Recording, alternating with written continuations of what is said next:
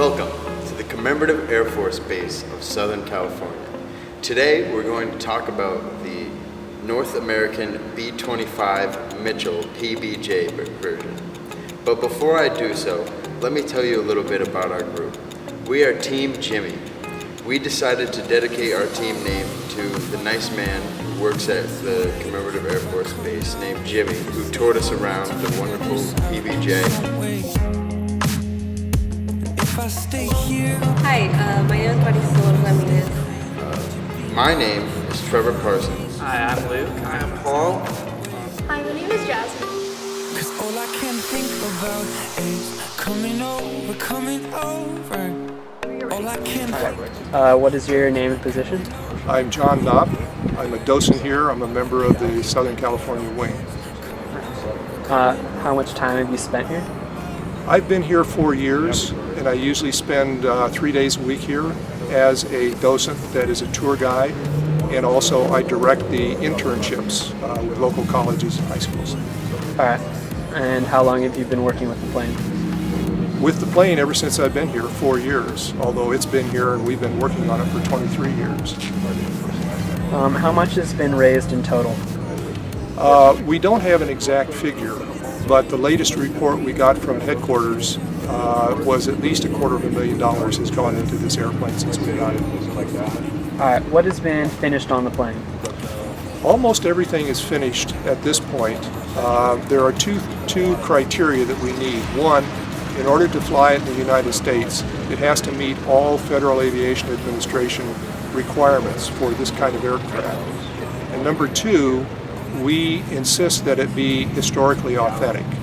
And just about everything is complete now, with the exception of some of the electronics, some of the structural members, and some of the wiring. All right. What is the significance of this plane? We built over 15,000 B-25s in World War II in the United States.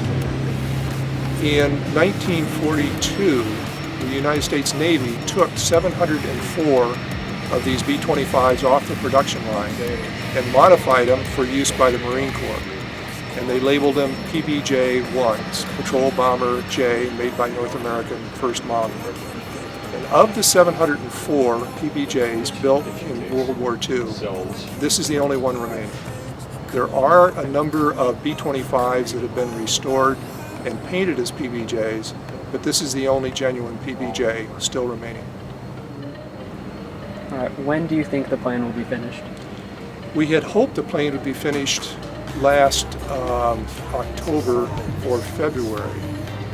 In October last year, the son of a veteran who had flown PBJs out of Guadalcanal in World War II wanted to bring him out here and have his father get into the airplane for the first time since World War II. But the day before he was due to come out, we got a phone call saying that he had broken his hip. So we didn't think we'd be able to see him on his 90th birthday.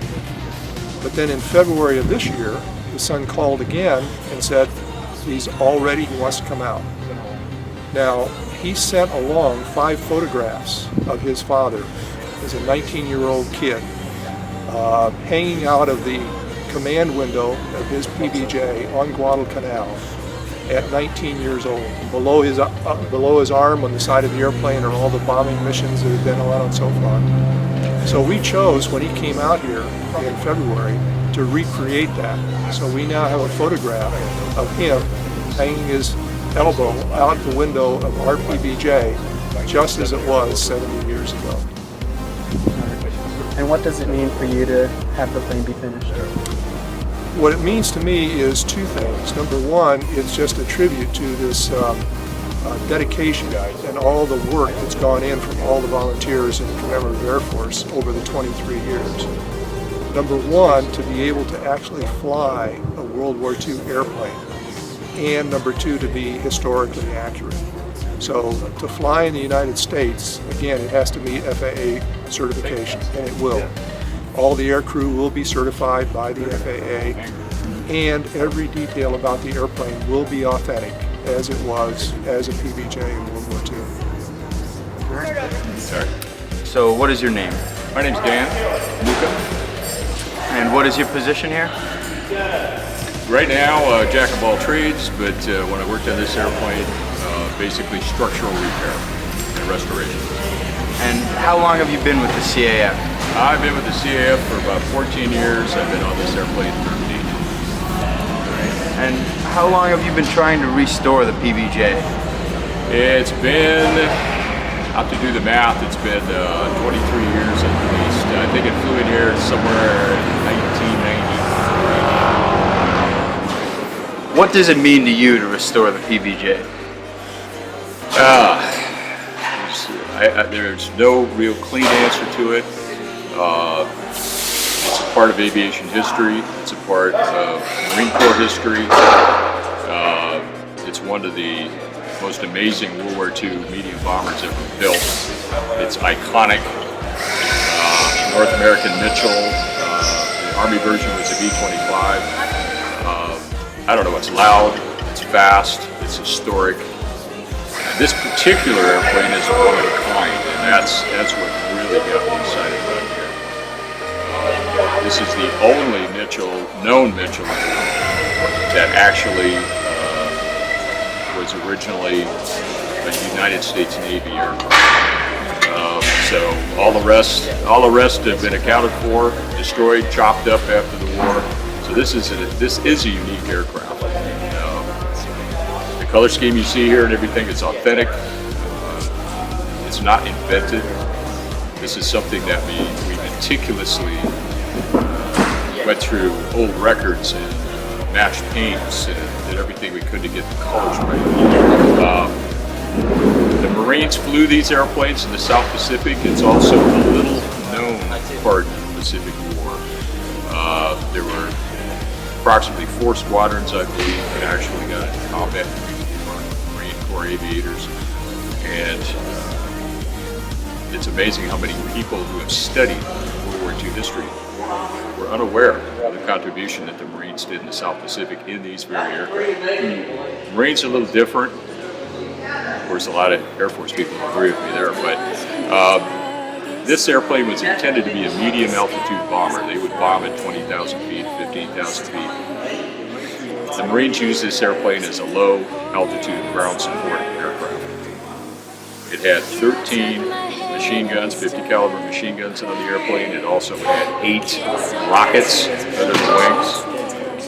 It had a radar dome on the right tip. The Marines actually realized at some point in the war that their radar could pick up structures on the ground.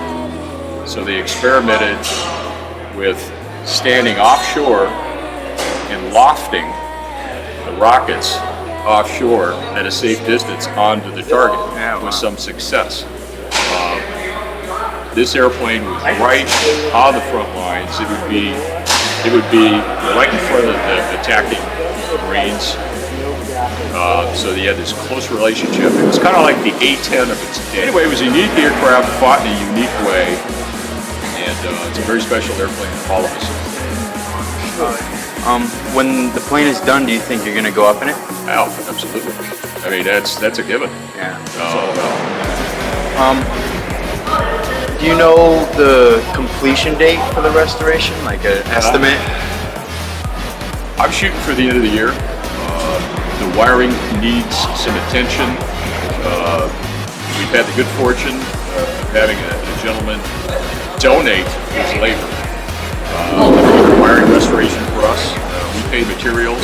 He doesn't charge us a dime. Jeff Nelson, he owns the company. He's a great guy, and without people like that, we wouldn't be where we are today. But that's probably the main stumbling block right now, is getting that electrical done. Do you know how much money it will take to complete the restoration? The structural work that I was involved in is, for all intents and purposes, finished. You know, we're into the big money things like avionics, which is cost you tens of thousands of dollars in a heartbeat. Then there's other costs too. For instance, things that people don't think about. This airplane holds 1,000 gallons of gas. All right, aviation fuel can run $5, $6 a gallon. So you do the math. It's going to cost us $6 grand probably to fill this airplane. It burns 120 gallons an hour. It holds 35 gallons of oil for each engine, and it will burn a gallon of oil per hour. That's what it's designed to do. And crew training. These are things that we have to budget for, because we have to burn the gas, we have to get people spooled up on the airplane, and then we have to stay current. So there's other costs to flying this airplane, even if it was turnkey and ready to go. You know, you just can't start it up in taxi because it is going to cost you a lot of money. I can't think of what else I could add. And I am so thankful that you guys will get involved in this. I mean, I've met a whole bunch of you guys over the last couple of weeks. I'm excited about it. So are we. Heart and soul. And we're gonna give as many rides as we can, baby. You know, we get this thing flying, and you guys are part of our team now. So, you know, you're gonna be. We'll never lie. No wishes on candlelight. No silent prayers to the stars burning bright. And I promise you there's still a day that I die. Oh, love, write it in the sky. Oh, love, write it in the sky. Oh, love, write it in the sky. Oh, love, write it in the sky.